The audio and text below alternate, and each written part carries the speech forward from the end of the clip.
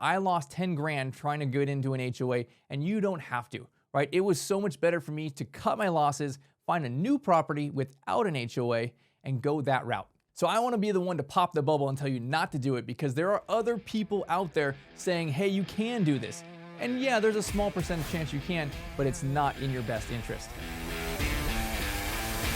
Welcome back to Assisted Living Investing with Brett Chotkevys, and I want to talk about HOAs today. What is going on with that? Why am I hearing people all over Facebook and social media saying it is okay to do an RAL in an HOA? Just go ahead and buy that house. It's in a HOA, no big deal. That is such a bad piece of advice. Don't do a deal in an HOA. Is there a small percent chance you might be able to get a deal done in an HOA? Yeah, there's a small percent chance. Is it going to have a bunch of hurdles and potentially be a huge deal killer for you? Yes, it's a big old deal killer. So let's talk about it, because you should not be looking at properties in an HOA.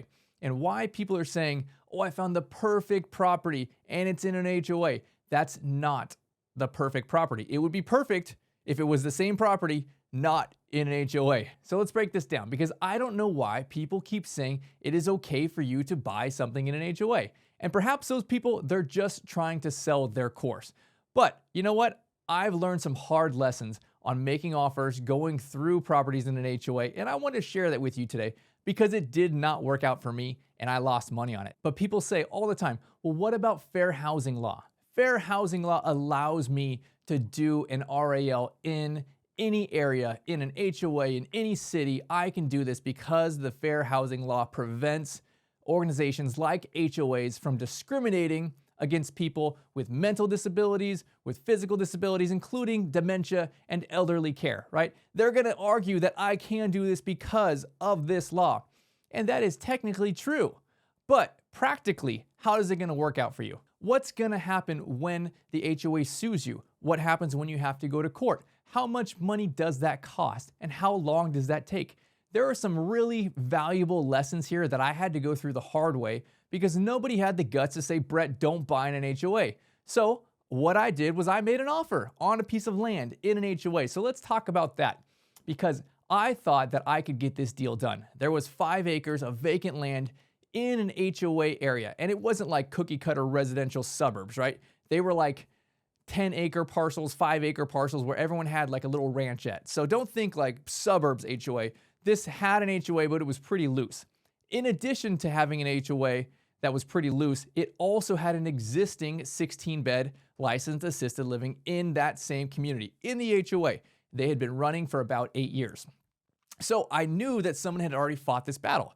So I like this piece of land. I like the location. I want to make an offer on it. So before I made an offer, I called the HOA and I got a hold of the vice president and I said, hey, here's what I want to do. It's this piece of land. I want to do a licensed 16-bed assisted living, take care of some grandmas and grandpas.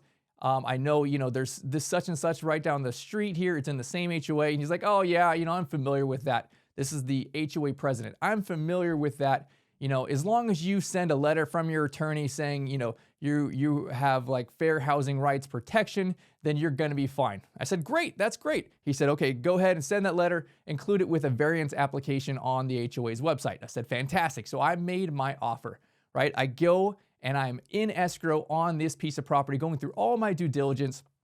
And then I get an email back from the HOA president, not the same person, now a different person from the HOA saying, you are denied. Your variance is denied. You are not allowed to have any type of assisted living or business use in this community, right? No ifs, ands, or but, it's not allowed. And I said, okay, well, I called the person. I'm like, hey, just so you know, I did talk to the vice president. He said it's totally fine. And, he's familiar with the case law that says you are allowed to do this. In addition to, there's another assisted living right down the road. And they said, yeah, I know all of those things. We are not letting you do it.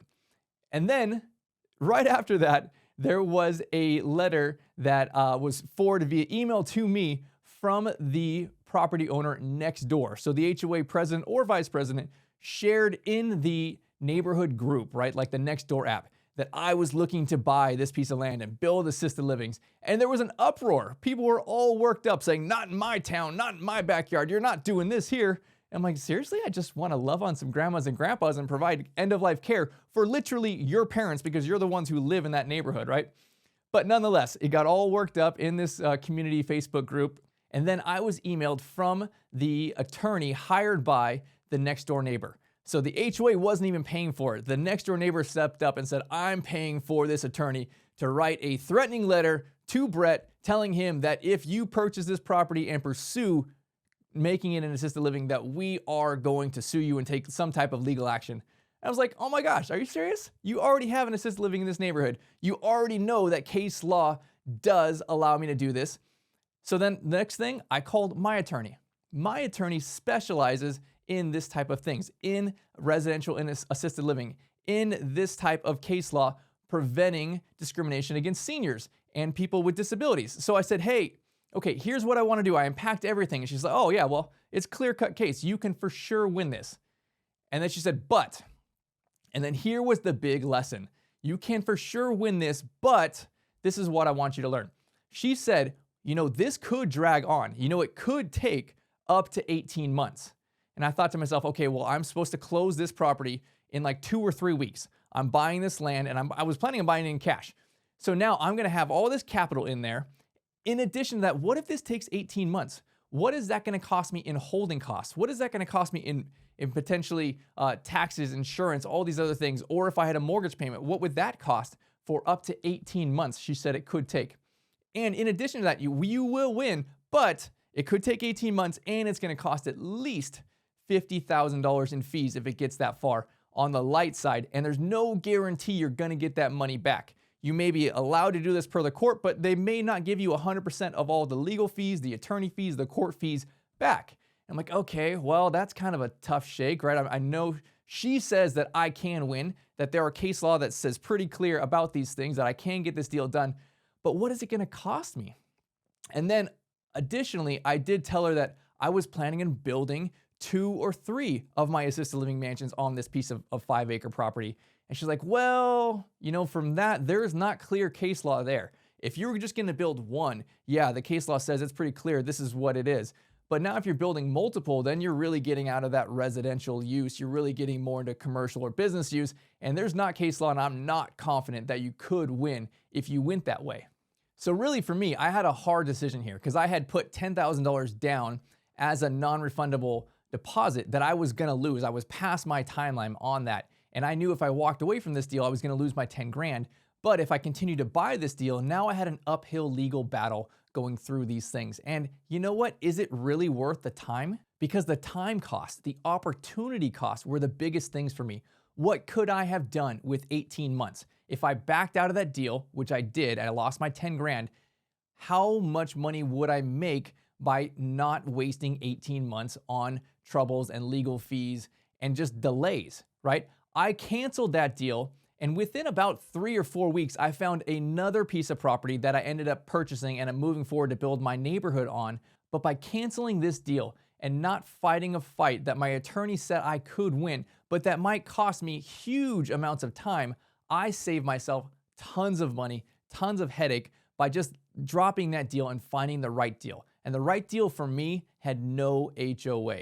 It was a piece of property that I could build on without any other restrictions on the local property. I was in the right zoning type, I had talked to the city, done all my due diligence, and there was no HOA drama. So if you do buy a property in an HOA and you get through that, I also want you to know that you could literally be sued at any point. There is nothing stopping you, even if you've been running for 5 years, to have a neighbor come and move in next door, get upset by what you're doing, and sue you. They can sue you for whatever they want. They're not going to necessarily win, but they can still take you to court. Now, what happens if somebody sues you and you're under construction? How is that going to affect your lender or possibly your investor partner? How will it affect things if the city gets wind of this and that there's an uproar and they have a special planning and zoning meeting and say, hey, no, we're not going to do this over here, right? Those kind of things do happen. Or what about when you go to sell? I have a friend not very far from me who is in an HOA, and she's been running an assisted living for 20 plus years. And the HOA says she is grandfathered in because she was doing this so long ago.